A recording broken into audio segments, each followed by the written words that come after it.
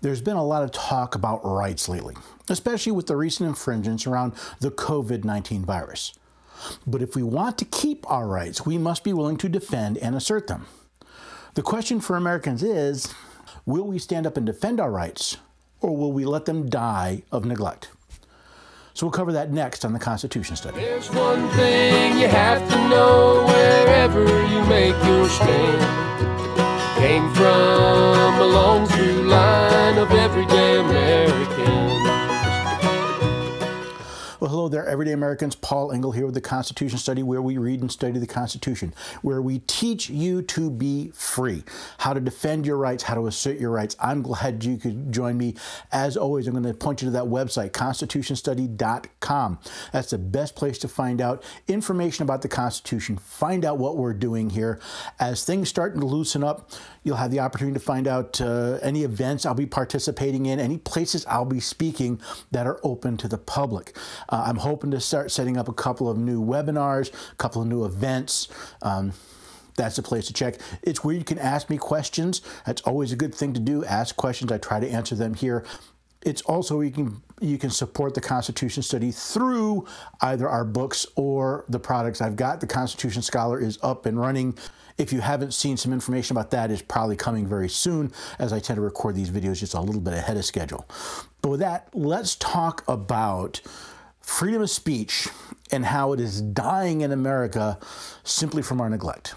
I came across an AP article and a complaint filed on behalf of a teenage girl who was threatened with arrest and jail time if she did not remove a certain Instagram post from her feed. Now, the details are not only chilling, but they should be a call for all good citizens to stand up to tyrannical members of our government. If not, those rights we say are so important to us, well, they're going to disappear like dew on a sunny summer day. Now, I'm sorry if I'm pronouncing her name wrong, but Amaya Cahoon is a student at Westfield School District in Marquette County, Wisconsin. Now, earlier this year, she was hospitalized with a severe respiratory illness. Now, her doctors told her and her parents that although testing negative for COVID-19, she likely did have the virus, and the negative result was due to limitations in the tests that were available at the time. Now, while she was hospitalized and later recovering at home, Amaya did what most teenage girls do, at least what they do these days. She posted on social media about her experience. Now, the parents notified the school staff about her condition so they could warn other parents whose children had been on a recent trip with Amaya to Florida. Now, it is alleged that the district administrator, one Robert Miker, he complained to Sheriff Joseph Conrath, who sent a deputy, Patrol Sergeant Cameron Klump, to the Cahoon's house on March 27th. On the sheriff's orders, Sergeant Klump went to the Cahoon's home and demanded that Amaya remove her Instagram post or the family would face citation for disorderly conduct, arrest, and incarceration. Now, while Mr. Cahoon initially refused to comply, Amaya agreed to remove the post primarily out of fear that her parents would be taken to jail. Now, subsequently, the Wisconsin Institute for Law and Liberty first sent a demand letter, then filed a complaint on behalf of the Cahoon family, claiming a violation of the First and 14th Amendments to the U.S. Constitution. Now, the First Amendment reads, Congress shall make no law respecting an establishment of religion or prohibiting the free exercise thereof, or abridging the freedom of speech or of the press or of the right of the people to peaceably assemble and to petition the government for a redress of grievances. Now, while courts have repeatedly claimed that the First Amendment has been incorporated against the states, the plain language says otherwise. While heinous, nothing the sheriff or his deputy did was in response to any law or other act of Congress.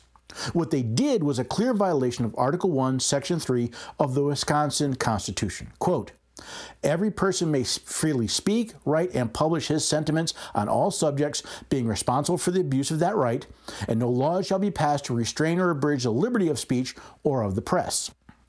Every person in Wisconsin is free to speak, write, and publish. That includes posting on social media on any and all subjects. And both the sheriff and his deputy have sworn or affirmed an oath to support the Constitution of Wisconsin. Now, the sheriff's claim that Amaya's post was disorderly conduct, well, it's ludicrous. You see, both state and county law define disorderly conduct as, quote, violent, abusive, indecent, profane, boisterous, unreasonably loud, or otherwise disorderly conduct under the circumstances in which the conduct tends to cause or provoke a disturbance.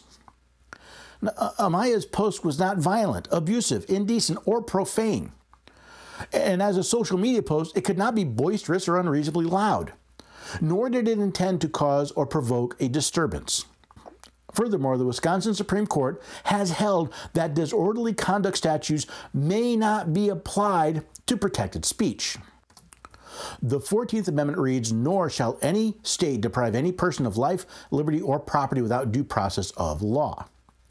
Clearly, Sheriff Conrath and Sergeant Klump deprived Amaya Cahoon of the liberty to publish freely, and did so without due process of law. It appears that the sheriff, the deputy, and the school district administrator did not check into the veracity of Amaya's posts before declaring it as disorderly. Even when Mr. Cahoon offered to produce the records for Sergeant Klump, the deputy refused, claiming he was not there to gather information, but only to complete Sheriff Conrath's orders. It appears no process was used to make sure Amaya and her family got what they were due, a process that protected their rights. Now, interesting, left out of the demand letter and the complaint was any action against Westfield District Administrator Bob Miker. According to the complaint, after their run-in with Sergeant Klump, the Cahoons discovered that the administrator had earlier sent an update to families in the school district.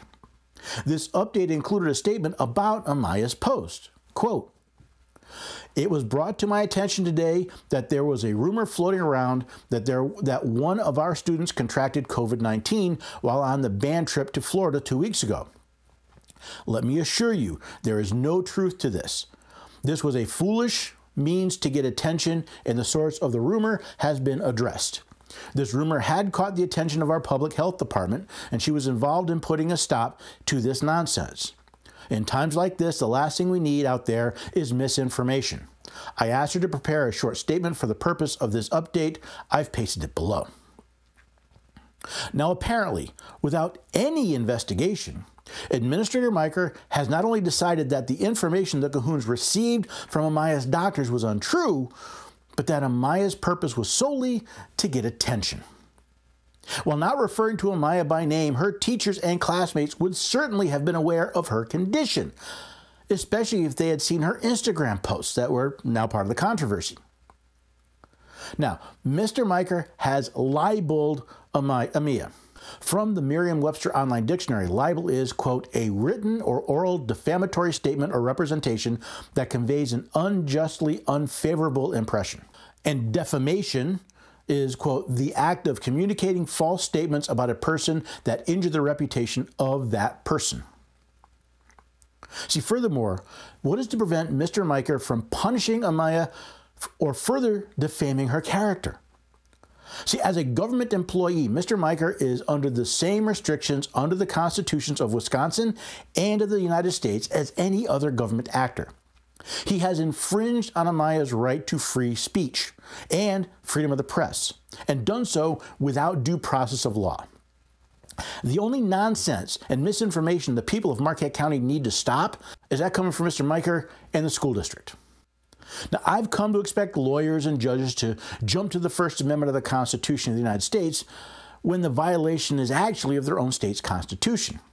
Sadly, that's what happens when law schools teach judicial opinion over the actual law, including the Constitution. Now, to the people of Marquette County, Wisconsin, I ask, is Sheriff Conrath the person you want protecting your rights? If he is willing to threaten a teenage girl with jail time based solely on a complaint from a school administrator, he's unqualified for the job. And to employ a deputy that would follow such an illegal order, well, that's just as disturbing. What would happen if some school official complained about child abuse? Would the sheriff and the deputy lock people up and investigate later?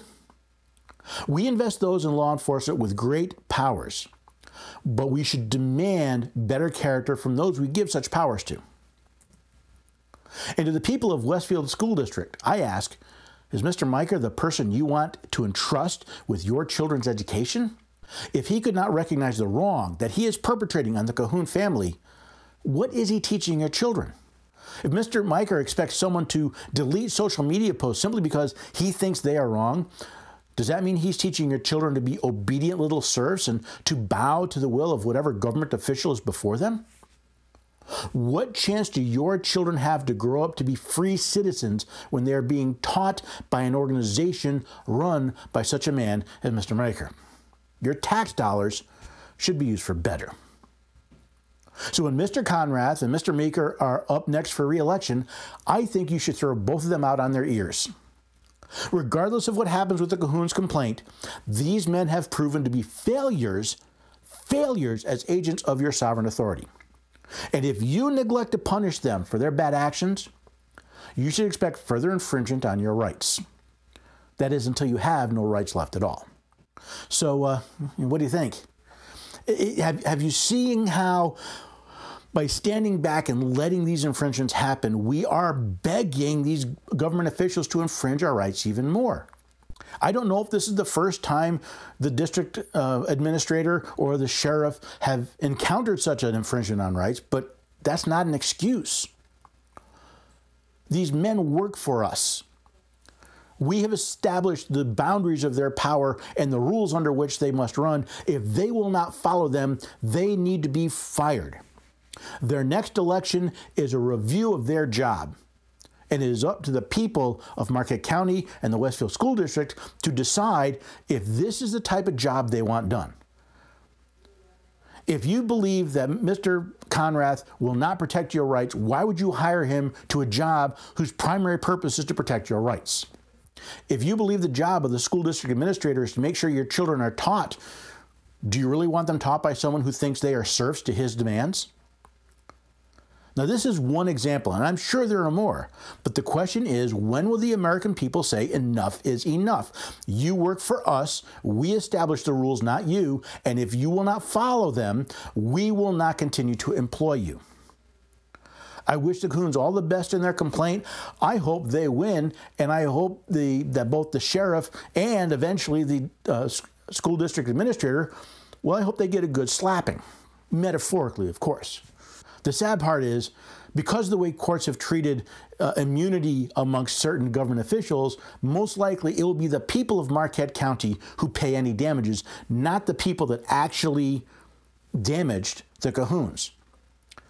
Now keep in touch, because I'm going to talk this Thursday about a U.S. law designed to protect you from people acting under color of law, infringing your rights. But that's to come up later. Right now, just head over to the website, constitutionstudy.com, check out what's going on, maybe order a book, maybe join the Constitution Scholar, maybe just make a comment, ask a question, share information. That's really what this is all about. I hope that it was worth your time, and I hope you'll come back so I can see you again next time on the Constitution Study. There's one thing you have to know wherever you make your stand. Came from a long through line of everyday Americans.